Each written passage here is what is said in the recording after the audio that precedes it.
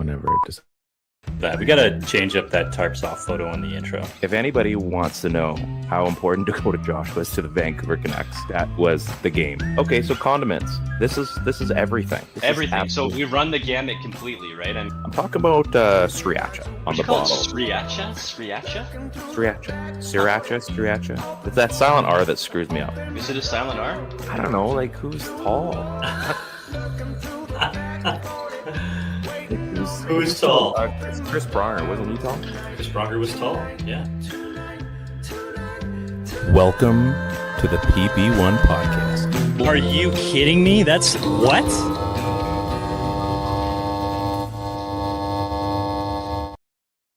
Seven.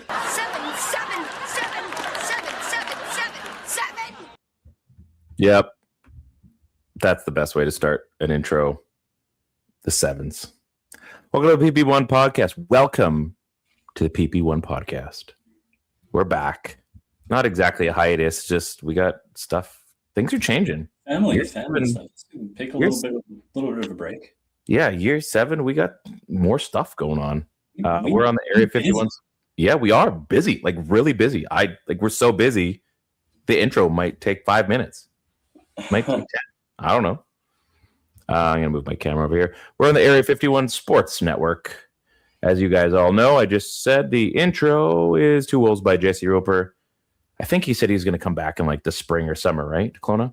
Mm-hmm. So we'll have to check him out again. He's got lots of new music out. Way to go, Jesse. Way to be killing it, dude. I love you, man. Speaking of Canadian content, BC bands, Redbird's got a good set of music coming up in the next little bit here. Oh, yeah? They got, I think, Default is coming. Oh, I didn't know that. That's pretty No, they're coming to Rock the Lake. Oh, okay. I think... Parents Well is headed to... Right. Yeah, to Redbird. That's going to be a good one. Should be going to that. I am busy, so I actually can't go because we have regionals. I would go because Redbird is sick to watch a concert. Yes. I might be busy for that. We'll see. You'd like to go. I have to fly out to Cleveland to do a show out there. Says that's what people say. Cleveland or Pittsburgh, one or the other. People go to Cleveland. People go to Pittsburgh. Yeah. That's something people do. Not exactly a destination, but yeah. I mean, it's a destination. It's just not one that people would choose as their final destination or the movie Final Destination. Maybe I'm not going to go there. That could get weird. Yeah, we've had lots on the go, man. You and I. We saw a concert a couple weeks ago. That was fun. Yeah, it was good. Finger 11, 3 Days Grace, Royal Tusk. Well, right, yeah. I didn't really. They're all right. Yeah. You guys kind of got there late for them, though. So we did. I think we caught like 2 songs or something like that. You're fashionably late. You knew when to show up. Yeah. So that's all that matters. So, I'm coaching ball. It is the best. Like the absolute best. This U13 team I'm coaching, it's a unit, man. They are like, remember last year when the Blue Jays, like they'd be losing games and they'd always find a way to win a game. Like in a weird way. Yeah, that's not like what the Blue Jays are like right now, but yeah. Not right now. I meant last year. That's what it's like coaching this team. I even said to Kensington, I said, you know what I love about this team? I'm like, I don't even feel like I'm coaching you guys. I'm just watching on the bench. Like, it's that fun. It's crazy. The stuff that you see, you just laugh. You're like, all right, girl gets 4 straight balls or throws high arc pitches and walking everybody. Like, don't worry about it. What happens next play? Double play. What happens after that? Tag out at home. Inning over. You can't predict this stuff. You predict the unpredictable. It's hilarious. Like, I just laugh.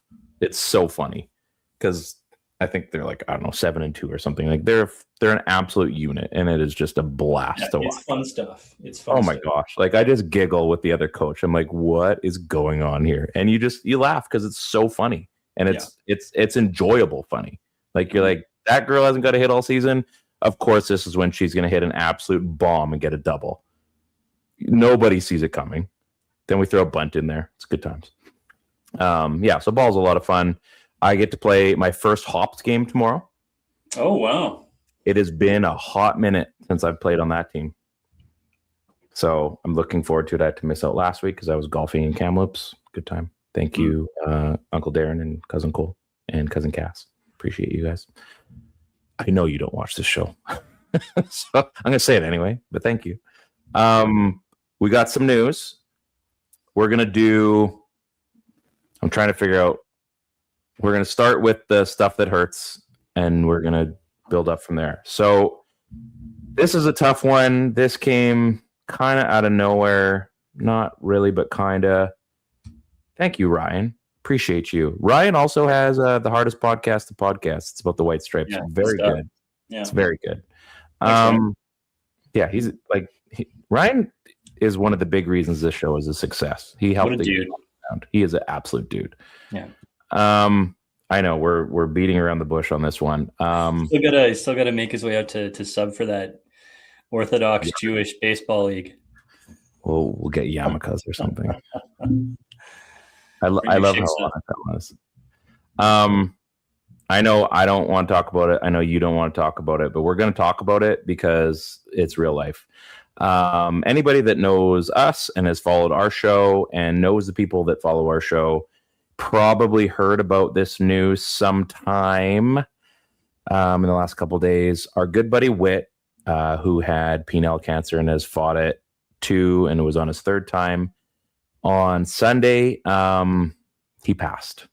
He unfortunately lost his battle with cancer, which is, I mean, it's heartbreaking because in this community, like he's been personally, big supporter of mine through like the Always 94 stuff when I first started that out, and blogging, got me on like the Play On Kelowna t-shirt. He's like, Rye, you don't have to do a thing. Just blog and you're a sponsor. I'm like, wow, that's incredible. Like, didn't even ask. He's like, dude, I want to help you out.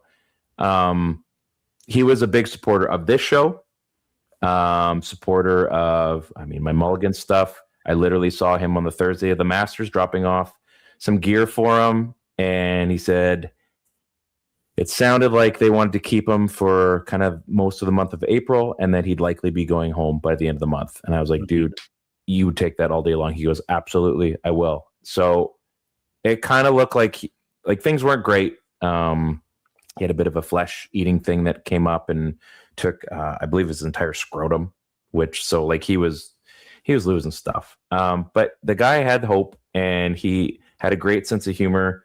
The Glizzy Gang, he added myself and Ted to this on Instagram. I think there was like one comment about hot dogs, and I'm seeing all these posts about hot dogs. I'm like, you guys, all over my feed right now. Yeah, I'm just like, I don't get it. I wanted to mute it because I'm just gonna let him keep posting about hot dogs because I don't know what you guys are talking about. So it was it's that funny thing that just kind of sits there. He's gonna be missed in Kelowna.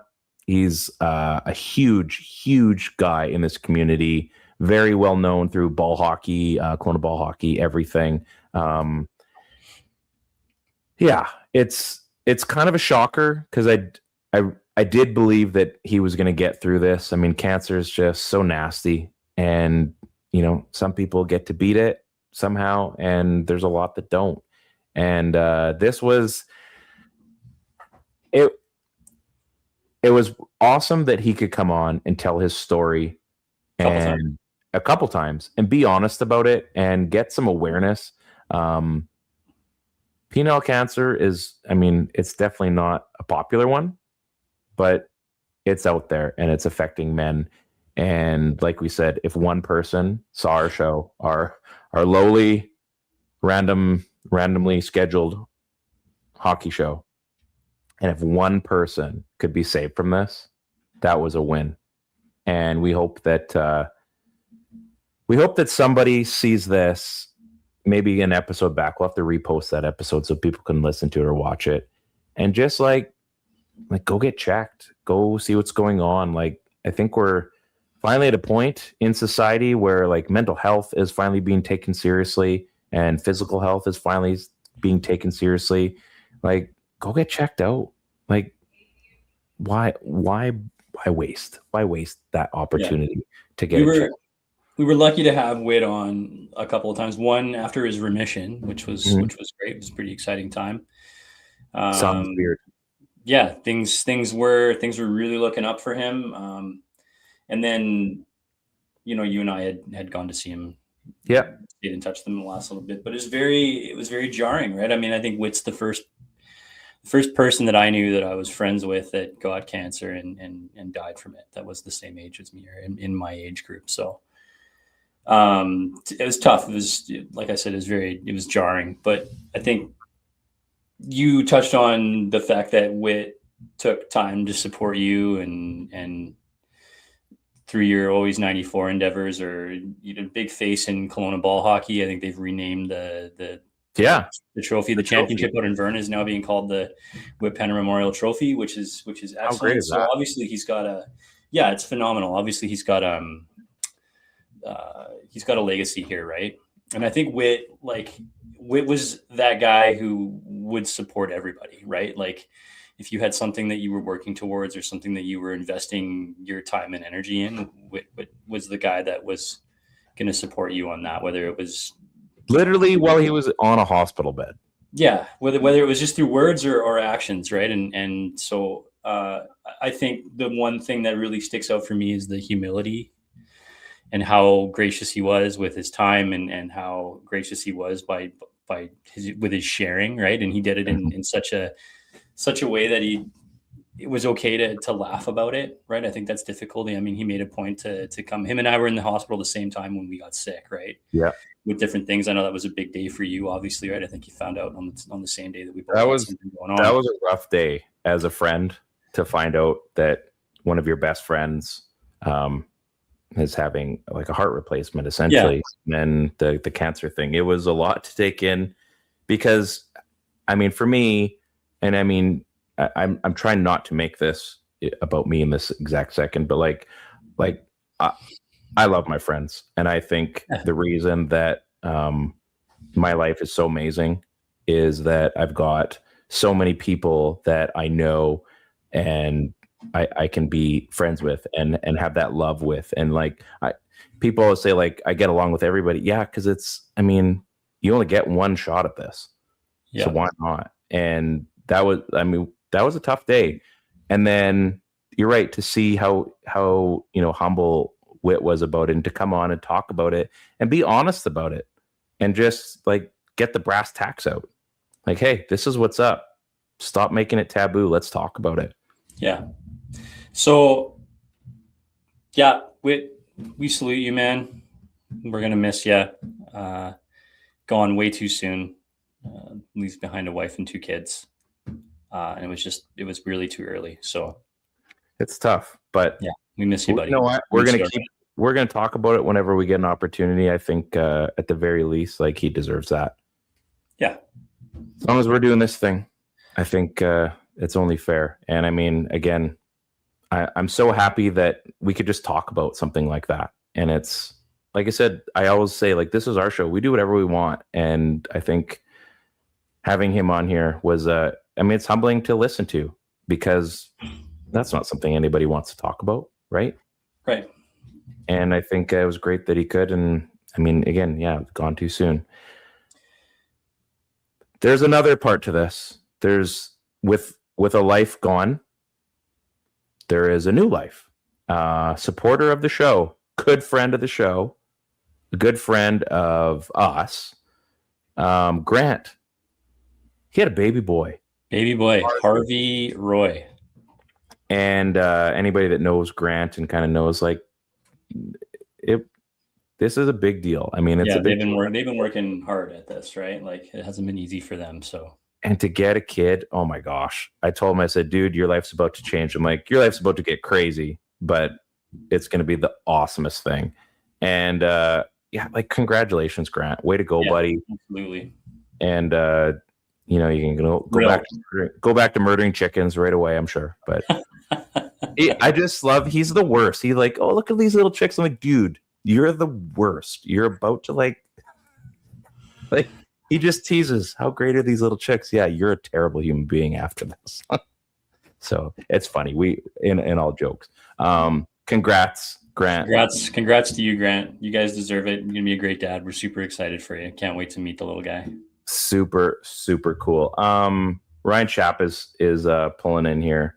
It's good to see you. We don't have a guest, but maybe Hardest podcast to podcast. Yeah. If he's hanging around, maybe we'll pull him in if he feels like it. So we got through the good, the bad, and the ugly. Ball season, coaching, concerts. It's got a We should question probably there. talk about the Canucks, hey? Yeah. We should probably... I don't really want to. He's got a question in there already. So Oh, I did see. Sorry. Just waiting for my... Oh, no, not that. How mad, sad, worthless did you feel following that lottery as Canucks fans? Okay. We're going to post the question up on the screen. Great photo. wow, too. look how handsome. He's cleaned up. No ball Wow. cap, no jersey. Could be a Mariners t-shirt. I'd have to zoom in. Can't really tell. Let's answer that first. So how mad, sad, worthless? Do you want to answer first? Because I feel like I could talk Like, for I'm obviously sour about it, right? Like, and I'm not sour that the Leafs won the pick. Like, I mean, you're a little almost seems par for the course, right? Yeah. It happened a few years back with the Rangers. Yeah. I mean, shit. Before they pulled the last number, they had the highest percentage chance to win the second overall pick. So, like, I think just ridiculousness, right? Like, I never expected Vancouver to get first. I truly didn't.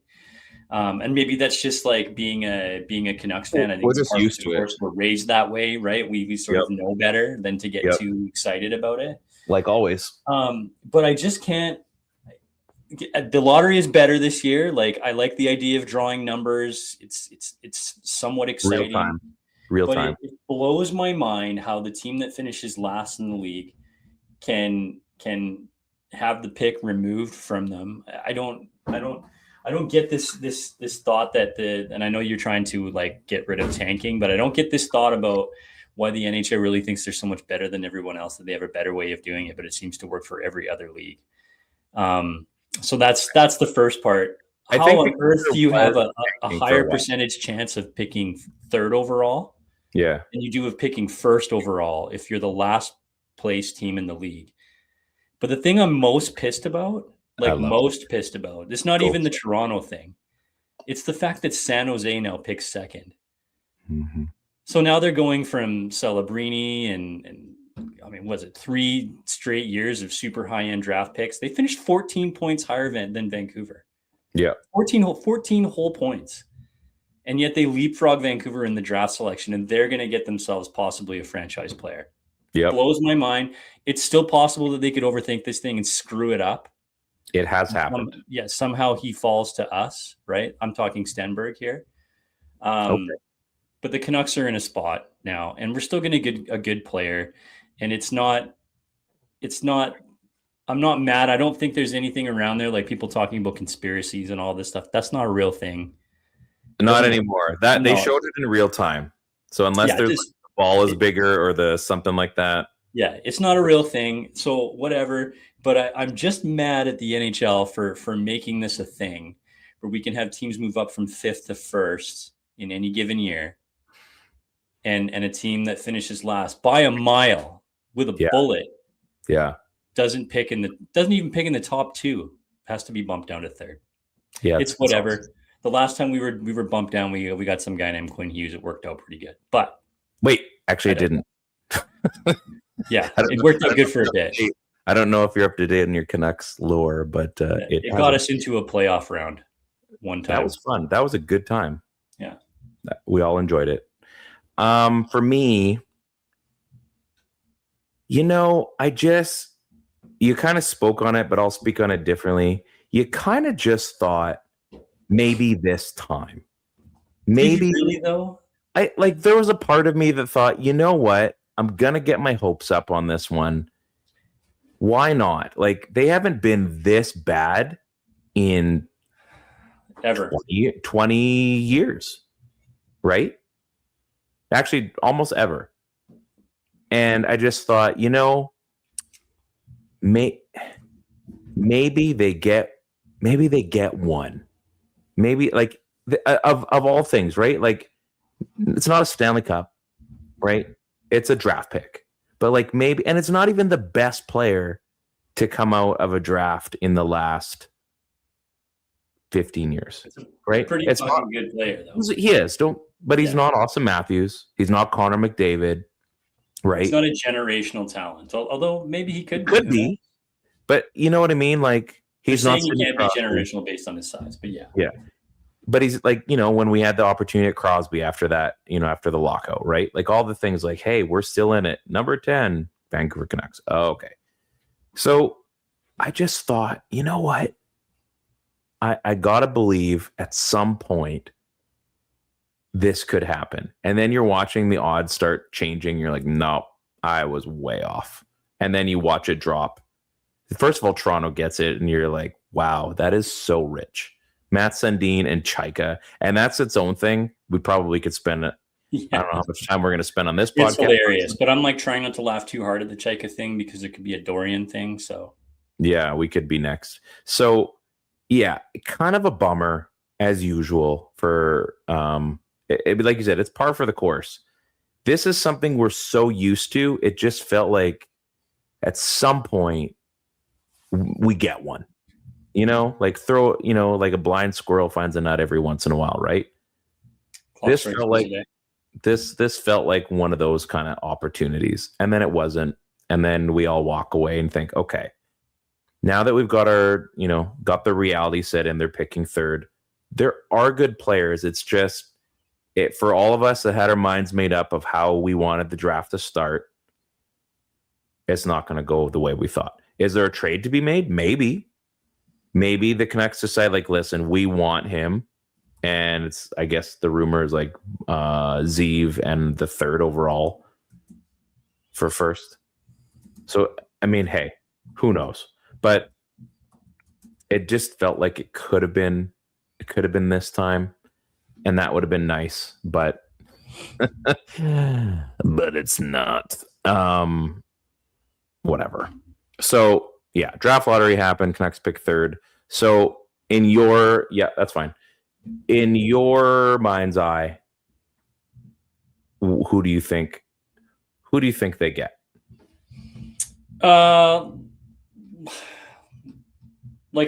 It's got to be defenseman. Do you think that somebody botches it at 1 and 2? Yeah, it is possible. Nobody botches it at 1. Like, if Stenberg goes 1 for some magical reason, like San Jose figures that's the better player for them. Yeah. Toronto says that's a better player for them. Then there's no way that McKenna falls past 2. No way. If McKenna goes 1, which we all think should happen, I don't see San Jose passing on Stenberg, but it's possible. Like, there's been lots of talk already. Like, they have a lot of wingers. Like, they got some talent already in the pipeline. They're in need of a defenseman, especially a right-handed one. Yeah. Like a big one that can then play a bunch of minutes, right? So, I like this idea of Vancouver being able to select Stenberg if he somehow falls. I just don't think that that's going to happen. Do you think they move up to second then? Do you think they make the trade to go second? I doubt. Yeah. No.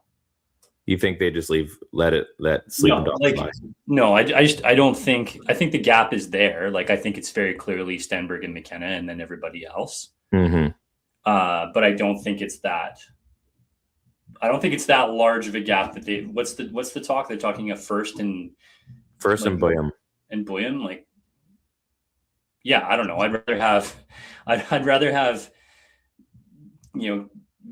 Verhoff and Boyum patrolling my top pairing down the road from now, and then seeing like Villander and whoever else playing in the second spot, right? Like, I think there's a lot of depth already in Vancouver for defense, and I think part of the reason it's a lot like the NFL, right? I think like best player available to me is like the realest thing that you can do, right? Like, the teams that don't need positional help are the ones that just draft the best player available in the NFL. And they're the ones that, like, have this collection of good players at almost every position, right? Because they've just been taking the best player, and then the next guy that he moves in for and takes over for gets Jennison, and then they just continue to worry about filling in the gaps because they already have their good players. Like when a team is good and they're up there with like a solid line and a good receiver and a good quarterback and a good running back, they're just filling in these other spots all over the place throughout the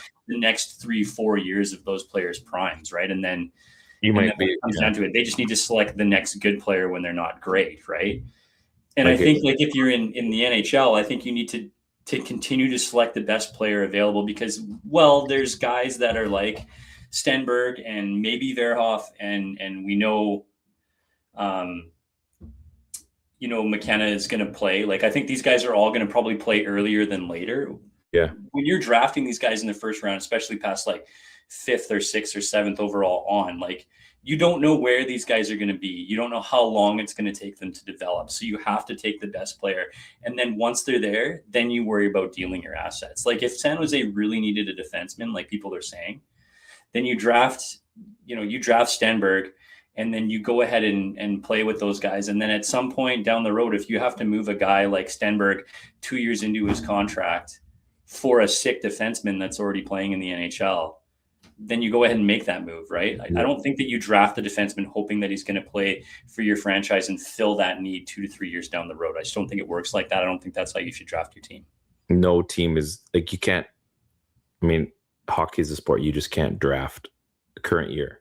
Like, it's not about that unless the guy can step in immediately and help, right? Which is, again, there's a handful of those guys that do exist. And some guys come out of the woodwork, out of training camp, you're like, wow, I can't believe that guy, we got it in the 3rd round or the 4th round, ends up being a superstar and nobody just saw it. He was a late bloomer. Yeah. I guess that happens, but it's rare. It's rare. So it's rare. You're 100% right. And so, we might even see like there's lots of talk about Malhotra, for example, right? Like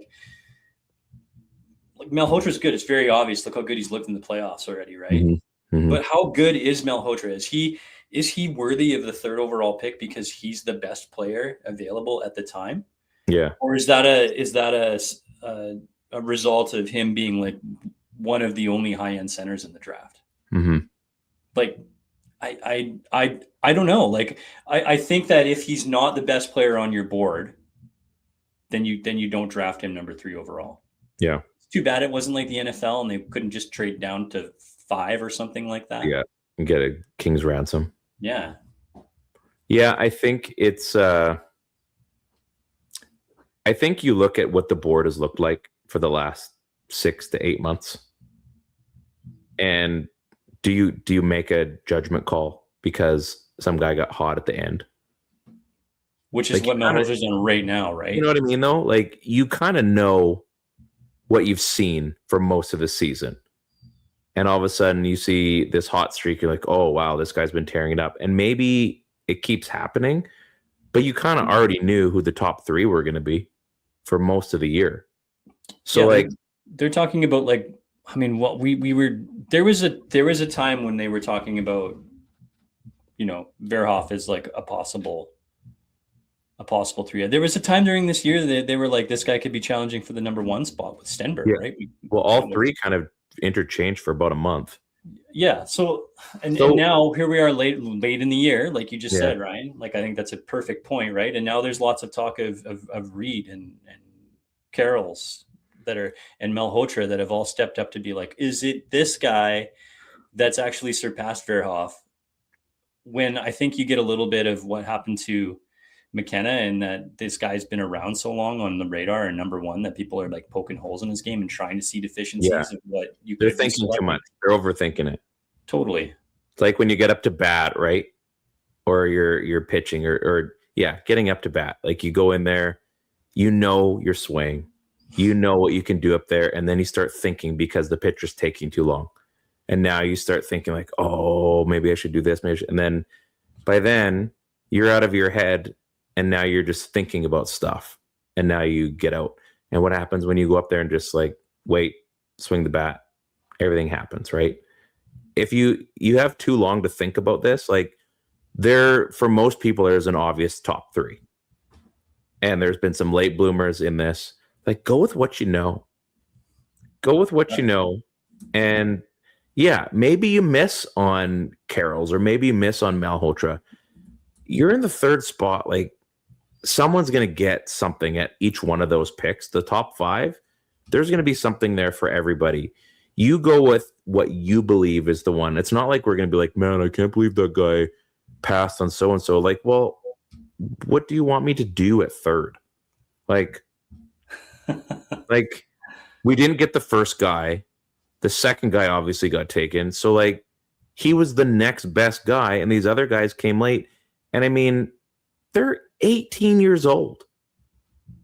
They're young. Like, let's be honest. Like, you're not going to know everything about this player. Like, I mean, Shea Weber is a perfect example of me being wrong here. But, like, we all knew Shea Weber was a better defenseman than Dion Phaneuf, but it worked out well for him. Yeah. That's also a round later, almost 2 rounds later, technically. So, like, I'm looking at the Forbes rankings right now for April, and this is only a month ago. Forbes? Yeah. Like the millionaire list? Like Andrew Forbes. So he's got close. I was close. He's got McKenna and Stenberg 1-2, obviously. But then he's got like Tynan Lawrence has jumped into the number 3 spot, right? And like, not only that, but that consensus number 3 overall pick, Verhoff, is like fallen to what it looks like 5th on this list, right? Like, he's got Chase Reed, so Verhoff's 6th. So he's got Reed above Verhoff. He's also got Malhotra above Verhoff and Tynan Lawrence. So there's that upper list of like the 1-2 and then kind of everybody else. And there's this group of like the next 3 skaters are all players that could be selected at number 3 overall. And that's not even counting Viggo Borsek. That's another completely different, like, Carroll's is in there at number 9. Like, this is a good draft. I think Vancouver has an opportunity to get a good defenseman. I don't want them to draft a forward just because they feel like they need forward help. If the best player that's there is a D-man, one of the 3, then just make the selection. Just don't overthink it. Overthink it. I'm just looking. How many first rounders do we have this year? 2 or 3? 2? Someone can also say this. I don't think we have 2. First pick. I thought the Canucks had own pick plus Minnesota Wild's first pick around the 20. Yes. Is that this one? So yeah. So we got acquired from So we've got two firsts, and then we've got our own, and then San Jose's second round pick from the Kiefer Sherwood trade. So let's just move away from the third pick. Is there a world, and would you want this? There's been a lot of talk about it, to draft the Rucks. I mean, yeah, sure. We're not doing it. We're not doing it early, though, right? I mean, if they want the Rucks, then they gotta get back into the first round somehow. I don't know how you do that. I can't see one of them falling out of the first round. Maybe. So my point is, you have a second first, right? Yes. So you could go Ruck if they went 20 and trade both of your seconds. 24, 25. I'll say 24 because that's what the Browns picked. Thanks. So they could go 24 and then they could go 34 or something like that, and then select. So let me ask this then, and hypothetical, and then I want to get into one more thing, and we'll probably be done. Hypothetically speaking, they go get, let's just say this is how it works out. They get Verhoff at 3. Sure. They trade back in and somehow get both Ruck brothers in the first round. Would you say get one in the second, one in the third, or one in the first, one in the second? Okay, let's say that happens. What would you grade then the Canucks' start of their draft? Would you say that was a success? I don't need a letter grade, but you're not gonna like. I don't think you're gonna like this. I don't think. I don't know. I don't think they're that great. I think they're okay. I think they're smallish, right? I don't know if we have a pivotal center and a first line winger there. And Okay. I don't know if those are skill players, is that what's going to be like? They're going to have to top out at like second liners. Okay. Do we think that's what they are? Like, I would that's hope two. If you want to draft them together, you're that's drafting two for a second. Yeah, that's fair. That's two smallish forwards, like a small center and a small winger, that you have to draft, and then you have to supplement that with something on the wing. So you're hoping for like the second coming of Cliff Ronning and like Brandon Reed. Yeah, except for somebody who makes it. Well, you know what I mean. Yeah. You hope for the best version of Cliff Ronning in Vancouver and the version of Cliff Ronning that was good for Nashville. Okay. I mean, it would be I would wager to think that there's probably someone else there who could have helped your franchise a little bit more. And I kind of am anticipating they go center and center.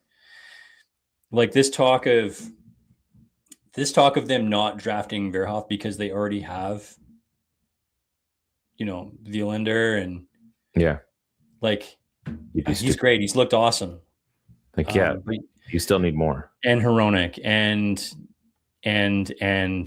right. I think there's Mancini. There's Pedersen plays that side. Like they're not. I can't say stacked because this team is so awful, but they have a lot of defenders. They finished last, so they have their top 3 defenders that can play that side of the ice. But people are saying, "Come on, can't draft Verhoff because like they're already filled up at that spot." No, not true. You draft it, you make the moves. Best player plays. Everyone else is see you later, right? Yeah.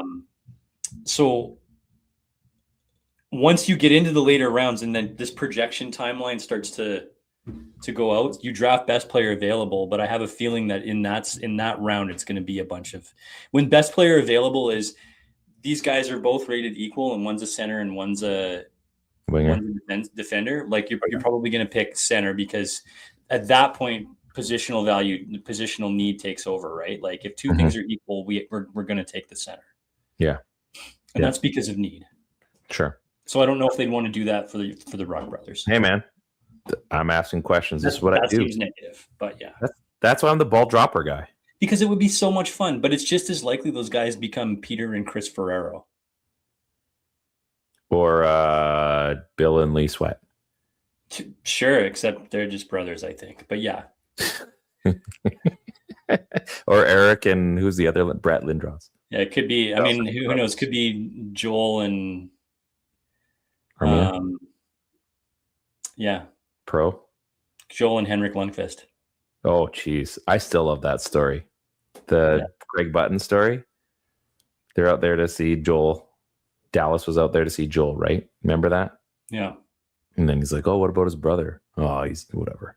Worked out okay. He did okay. He did all right. Couple things, and then we'll finish with the obviousness of Rutherford stepping away after the draft, which is so weird.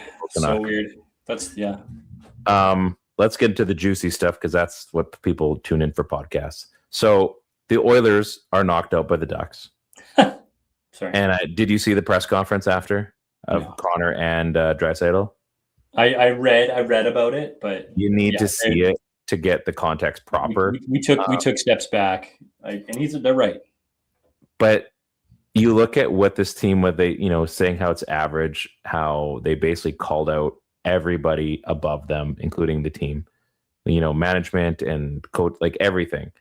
And it's just so like, we know things are bad here as Canucks fans, right? We've accepted it. Like, hey, things are pretty bad. The Quinn Hughes thing obviously doesn't make things any easier, but like things are bad, right? Things aren't good.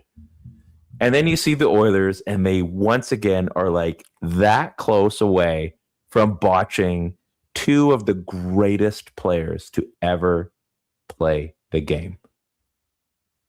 And you just have to laugh. And then let's keep going with this train. The Toronto Maple Leafs, there is a very realistic chance that Austin Matthews is not a Toronto Maple Leaf after this offseason. I've also heard rumors. I mean, if you follow on the Twitters and such, talk about somebody going to San Jose, one of those guys. Like, it is so wild. Like, we live in this fishbowl as Canucks fans, and we just think it is the worst, and like the sky is falling and everything is the worst for us. And then you see the ones that apparently figured it out, and it's almost like it isn't as bad. It's all pretty fragile, man. Like, oh goodness, like Austin Mathews, and they had Marner. Marner's gone. Like that it whole could be Austin Matthews, Mitch Marner, and John Tavares gone within a year. like that failed. That failed. They And somehow didn't win. and Nylander and like that failed. And then you go to Edmonton, and they actually were in the Cup final 2 years in a row. First year was closer than the second. And then this year they make the playoffs, and they get not outclassed, but like they didn't look like the Edmonton Oilers of the past two prior seasons. And they kept making the same mistakes. Like, they got $9 million tied up in goaltenders. The only difference is when Detroit did that, they had 16, but they had Stanley Cups to talk about. Yeah, and there was no salary cap. Like, Do you remember that? It was like Curtis Oh, Joseph, Dominic Chris Hasek, Osgood. and Manny Legacy. wasn't it Chris Osgood in there? Maybe it was Legacy. You could have been right. It might have been Legacy. Like, you have to laugh at that. I see this and I think, yeah, it's pretty brutal being a Canucks fan these days, but man, are those guys really screwing up. Like watching Dumb and Dumber. What a pathetic loser. Like, it's so falling off. it is so funny to see this, and then to see people stick up for it. I don't think anybody is, but man, And if- we're not even there yet. We still haven't even we still have to discuss GM search. well, that's what I'm getting to. Yeah. Yeah. It's so funny to see how bad they're screwing it up when they have the golden tickets. And they're just like, I wonder if we could burn or melt gold. And you can actually melt gold. Yeah, we'll finish up on the GM search. So Jim Rutherford stepping down after the draft, super sketchy. Patrick Alvin is not coming back. No. It's usually we're excited about these things, but they're in a position right now where we have no idea what the play is. Like the Dorian thing came up, and within 3 hours, it sounded like it was done. Congratulations, Canuck Nation. Like, what's the play here? What Dorian is thing? what does success look like? What is the next step for this organization? I don't know, because they if he's stepping down, my thought process is that the president should be involved in hiring the general manager, or else we went into this weird situation like we had when it was Benning and Linden. Yeah. Hey, Jimmy. Because then you have two people that are sort of like vying for power, which is only bad if there's a difference of opinion and things start to go south, which we're in a pretty good situation to do that. I know one thing, because I think I've liked most of the candidates that are there. Like Gold, and obviously Ryan Johnson, who, has been requested of interviews in other places too, right? I mean, I think some other names have just popped up recently. I don't know if you can dig those names up, but it looks like a solid list. I think some of these guys have experience. Mm-hmm. Who's the guy from Anaheim that spent the last couple of years in Anaheim? Oh, the analytics dude. Yeah, I can't remember. Yeah, it looks okay, but I'll tell you one thing: if it's Pierre Dorian, there's going to be a mutiny. Like this franchise, this fan base cannot take what just happened in the draft lottery, and then you tack on Dorian, basically telling everyone that's here that, please buckle up for another 3 to 6 years of Jim Benning 2.0. Because that's all that this was. I feel like Dorian might have been the only guy that Benning ever ripped off in a trade, which is hilarious. Sending, I think it was like Alex Burrows for Yeah. right. I mean, just because he won the trade didn't mean that he did anything proper with the assets, because he didn't. Mm-hmm. but I don't think we can take another year of a guy seemingly running around with his head cut off, making plans that damage this franchise for the next team next regime that actually comes in here. We can't be in a situation where Dorian's the guy again. It would be so damaging, and because we know the effects of what that would be like. That would be like we're still not recovered from everything that happened with Jim, right? I mean, we're feeling like we're just getting out of it now, but that there's no new host of mistakes that this franchise is having to go through. And I can't for the life of me see why they would put such an onus on having experience and having time to learn on the job and having a resume built within you, and somehow seeing all of those things as qualifiers come out of Dorian makes no sense to me. It's written right there on his record and everything he's done that it's a failure. And I don't see how you see good on that. I don't know how guys like this get jobs again.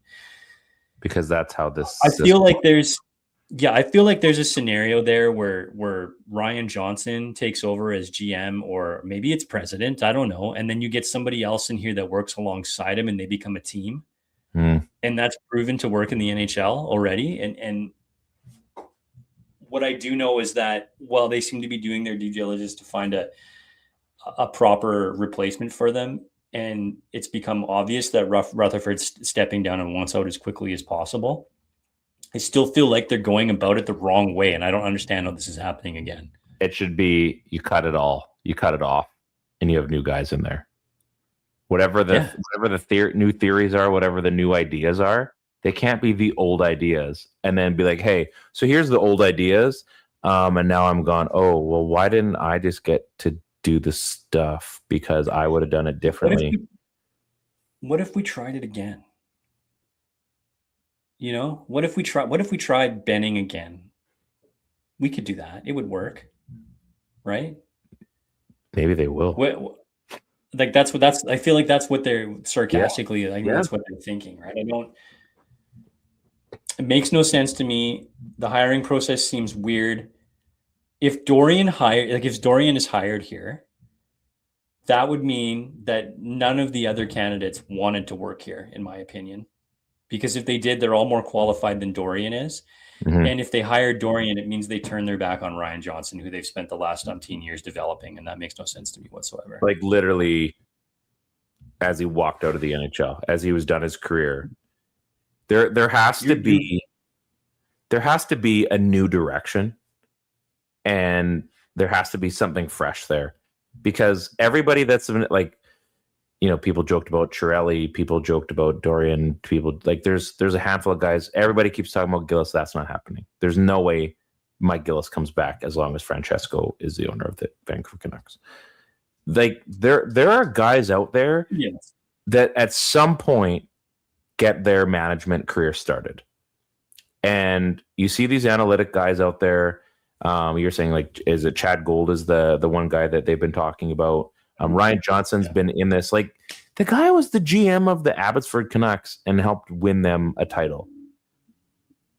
Like, at some point, you have to say, hey, that guy knows what he's doing. He's been there as a GM for a little while, right? Like, he's already here. Maybe the Sedins take on, I know that's not going to happen, not necessarily right away, but like they're on the show, the news this morning, they're talking about some stuff. Like maybe they're dark horses and maybe they're, you know, in the running for, you know, the Luongo kind of position. Like at some point, things have to change of whatever. Like at some point you have to say, we have been going about this wrong for 20 years.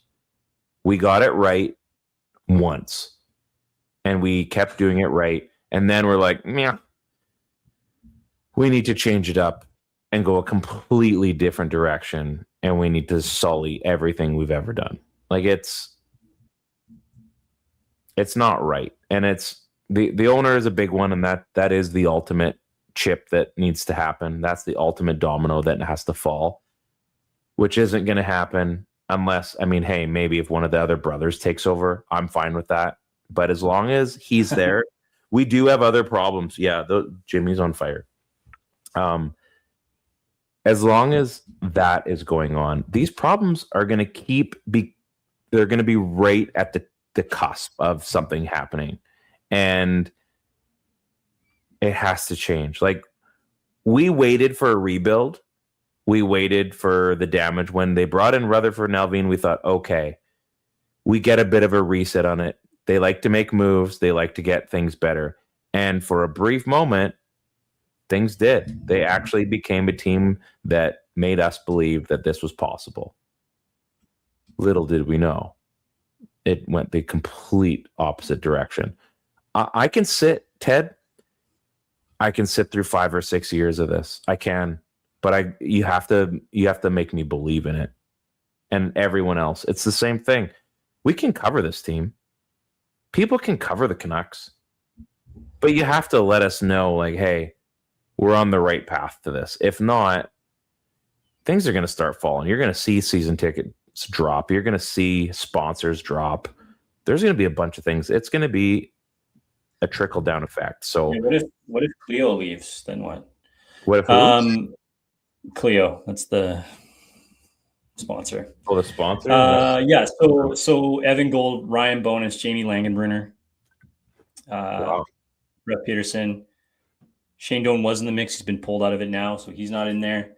That one. And one other candidate who was, I think, took interviews today. So a bunch of guys there, a bunch of guys that I'd be really happy with a lot of those guys. Like, honestly, I think it would be fine. I just don't want to. I don't want to see the Dorian thing. It's already been done.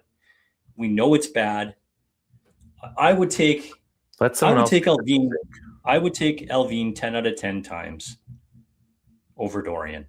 I think it's a severe downgrade to take Dorian. Are they looking for somebody that just has the basic skills to run a franchise and stop the ship from sinking? Is that this sort of need for experience? Because if you want that, then you can get those things from Evan Gold, who's been doing a good job in Boston, or you can get those things from Jamie Langenbrunner, who's been learning on the job for years now.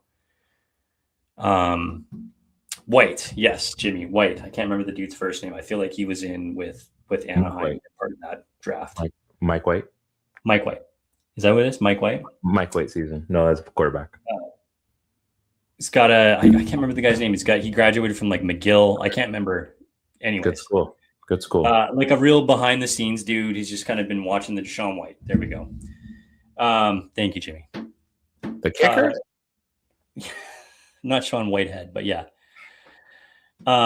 There's literally 4 or 5 other candidates that are all significantly more qualified. And I think the answer is sitting right in front of you, that it's probably going to be, or should be, a Ryan Johnson in some combination of him and Manny Malhotra taking over as coach eventually. I don't know if that happens immediately. And then they need to name a president, but I really think they're doing it backwards. I think the president should be brought in and be part of the decision. They've done that so many times. This isn't going to be anything new, but you're right. But that's how teams do it, Ryan. Like you can't bring in a GM and then say, okay, we're also going to bring this guy in, and he might have a difference of opinion and different thoughts than you. The second that things go sideways, you guys disagree on something, there's a fracture, and then we start to get into the. They literally did that last time. They start to get into the Benning Linden thing, and it just doesn't work, right? It doesn't work. Like, I'm agreeing with at you. Least, like everything else went sideways with Alvin and Rutherford, right?